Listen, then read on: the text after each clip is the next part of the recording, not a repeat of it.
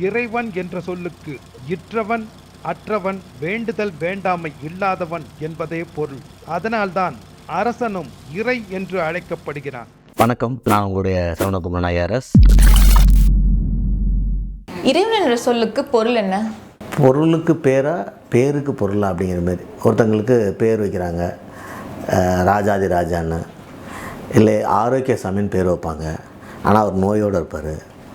ராஜாதி ராஜான்ற இளையராஜான்னு பேர் வைப்பாங்க, இல்லை பெரிய ராஜான்னு பேர் வைப்பாங்க. ஆனால் அவர் ராஜாவாக இருக்க மாட்டார்.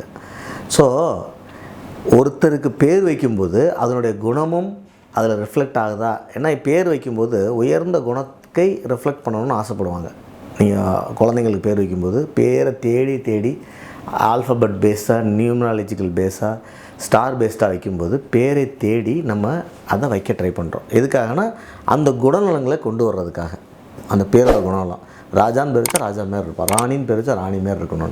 ஸோ இதேமாரி இறைவனுக்கும் பேர். ஏன் இறைவனுக்கு நம்ம பேர் வைக்கிறோம்? வேறு யார் வைப்பா? நம்ம தான் வைக்கணும். ஏன்னா இறைவனை நம்ம தான் ஐடென்டிஃபை பண்ணுறோம், நம்ம தான் அதை ஒர்ஷிப் பண்ணுறோம். மற்ற உலகத்தில் இருக்க எல்லா உயிர்களுக்கும் அந்த தேவையில்லை.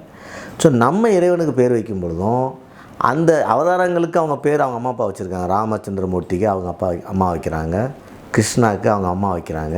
கிருஷ்ணாங்கிறது பட்ட பெயர், அவங்க அம்மா வச்ச பேரோட. ஸோ இந்த மாதிரியான பேர்கள் வரலாற்று ரீதியாக வர பேர்கள். இது எல்லாத்துக்கும் அந்த இறைவனுடைய குணநலங்கள் நீங்கள் பார்த்தீங்கன்னா திருக்குறளாக இருக்கட்டும், இதுவாக இருக்கட்டும், ஏகப்பட்ட குணநலங்கள் இருக்குது. அதாவது கருணை அப்படிங்கிறதுலேருந்து அன்பு, பெரிய ஆற்றல், பிரிக்க முடியாது, முழு அண்டமும் அண்டத்தோட ரிஃப்ளெக்ஷனும், நமக்குள்ளே இருக்க பிண்டத்தோட ரிஃப்ளெக்ஷனும், இந்தமாதிரி பல விதமான கேரக்டர்ஸ் இறைவனுக்கு இருக்குது. ஆனால் மனிதர்களுக்கு ரொம்ப விரும்பக்கூடிய 2 கேரக்டர் இந்த கருணையும் இதுதான். ஏன்னா நம்ம அது இறைவன்கிட்ட பேசுகிற சப்ஜெக்ட்டு 2 சப்ஜெக்ட் தான். மற்ற சப்ஜெக்டில் நம்ம பேசுகிறதுக்கு வேலை இல்லை. உங்களுடைய பர்சனல் வாழ்க்கையில் தான் ஒன்று கேட்குறீங்க. ஸோ இறைவன் அப்படிங்கிறது, அதனால் ஒவ்வொரு மதத்துலேயும் ஒரு பேர் வச்சுருக்காங்க. இந்து மதத்தில் ஏகப்பட்ட பேர்கள் இருக்குது. அவங்கவுங்களுக்கு என்ன வேணுமோ அந்தந்த இடத்துல எது முக்கியமோ பேர் வச்சுருக்காங்க. ஃபார் எக்ஸாம்பிள் நம்ம ஊரில் மாரியம்மன் ஒரு பேர் வைக்கிறோம் இறைவனுக்கு. அன்னை சக்திக்கு வராசக்தியோட பேர் அதிகார பேராக இருக்குது. இதே நார்த் இந்தியாவில் மாரின்னு சொன்னீங்கன்னா டெசிஸ்ன்னு அர்த்தம். மகாமாரி அப்படின்னா அர்த்தம். இந்த கோவிடுக்கு அப்போ நீங்கள் பிரைம் மினிஸ்டரோட ஸ்பீச்சில் கேட்டிங்கன்னா மகாமாரின்னு சொல்லிட்டு இருப்பார். ஏன்னா மாறினா ஒரே நேரத்தில் மக்களை முழுக்க பாதிக்கக்கூடிய நோய்கள். இங்கேயுமே நம்ம சிக்கன் ஃபாக்ஸ் இந்த மாதிரியான விஷயங்களுக்கு சின்ன மாதிரி, பெரிய மாதிரி, அந்த மாதிரியான பேரில் வைக்கிறோம். அம்மன் போட்டிருக்கு அப்படின்னு சொல்கிறோம். ஸோ ஒரு சொசைட்டியை ஒரே நேரத்தில் பாதிக்கக்கூடிய அந்த நோய்களுக்கும் அந்த பேரை வைக்கிறோம். இதெல்லாம் ஸ்பெசிஃபிக் நேம்ஸ்.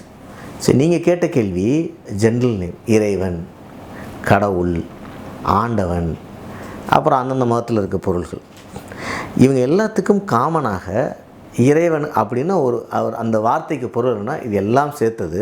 இறை அப்படின்னாலே இன்னொரு ரா உணவுன்னு அர்த்தம் வந்துடும். ஸோ ஒரிஜினலாக மனுஷனுக்கு உணவு தான் இறை. அந்த உணவு கிடைச்சா உணவை கொடுக்குறவன் இறை. ஸோ இறை 2ஆக பிரித்து. ஸோ இந்தமாரி பல காரணங்கள் ஒரு வார்த்தைக்குள்ளே வந்துடுது. ஆண்டவன்னா ஆள்பவன், நம்ம மனதெல்லாம் ஆள்பவன். ஸோ இதெல்லாம் பொதுவான பேர்கள், எந்த நிறமும் உருவமும் முகமும் இல்லாத பேர்கள். நம்ம வேதத்தில் நம்ம இறைவனுக்கு பேர் சொல்கிறது பரபிரம்மம். ஒரே பரப்னா ஒரே பிரம்மம்னா பிரம்மா அப்படின்னா அந்த என்டையர் வேர்ல்டு இன்க்ளூடிங் யூ அப்படி வந்துடும். இதனுடைய பேருக்கு பொருள் அப்படின்னா நீங்கள் நான் சொன்ன எல்லா விஷயத்தையும் சொல்லணும் ஜென்ரல் நேமுக்கு. அப்புறம் ஸ்பெசிஃபிக் நேமுக்கு அந்தந்த ஏரியாவுக்கு. நான் சொன்ன மாதிரினா நம்ம ஏரியாவில் இந்தமாரி ஒரு ஊருக்கே பிரச்சனை வருது, அந்த யாராவது அந்த நேரத்தில் இறைவன் காப்பாற்றுவாங்க இருக்கா, அந்த நோய்க்கே நம்ம இறைவன் பேர் வச்சுடுறோம். ஸோ நோய் நமக்கு இப்படி பாம்பு கொத்துனா இறந்து தான் போவாங்க. நல்ல பாம்புனா மட்டும் இறக்காமல் இருக்க போகிறாங்களா? ஆனால் அந்த பாம்பை ஒரு தெய்வ வழிபாடு கொண்டு வர காரணம் அதையே ரிவர்ஸ் பண்ணி ஒரு இது கொடுத்துட்டு நாகராஜான்னு மாற்றிடுவோம். ஏன்னா அந்த மக்களுக்கு அந்த இடத்துல தேவைப்படுச்சு. சரி, அதுக்கு அவங்க பேர் கொடுக்குற காரணம் அங்கே இருக்குது. ஸோ ஆனால் இந்து மதம் நம்புறது ஒரு முழு பிரம்மாண்டமான இந்த யூனிவர்ஸுக்கும் ஒரே சக்தி. அந்த சக்தி 2ஆக ஸ்ப்ளிட் ஆகுது. ஆண் சக்தியாகவும் பெண் சக்தியாகும். இந்த ஆண் பெண் இல்லை, நம்ம ஊரில் இருக்க பார்க்குறான்ல, ஆண் சக்தி பெண் சக்தி, அது ஃபிலாசபிக்கல் கான்செப்ட். ஆண் சக்திக்கு சிவமும் பெண் சக்திக்கு சக்திங்கிற அந்த வார்த்தையுமே ரிட்டர்ன் பண்ணுறாங்க.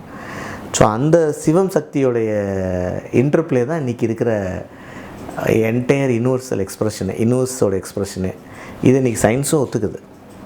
இந்த கான்செப்டை சக்தி இல்லையே சிவமில்லை, சிவமில்லையே சக்தி இல்லைங்கிற கான்செப்டை இன்றைக்கி சயின்ஸ் ஒத்துக்குது. அதாவது the play of 2 energies, play of 2 systems. Behind this expression of universe. So இறைவன் அப்படின்னா நீங்கள் இப்படி பேசிகிட்டே போகலாம், எல்லாம் அவ்வளோ பெரிய வாஸ்ட் சிலபஸ் தான். ஸோ ப்ரீஃபாக சொல்லணும்னா இவ்வளோ தான்.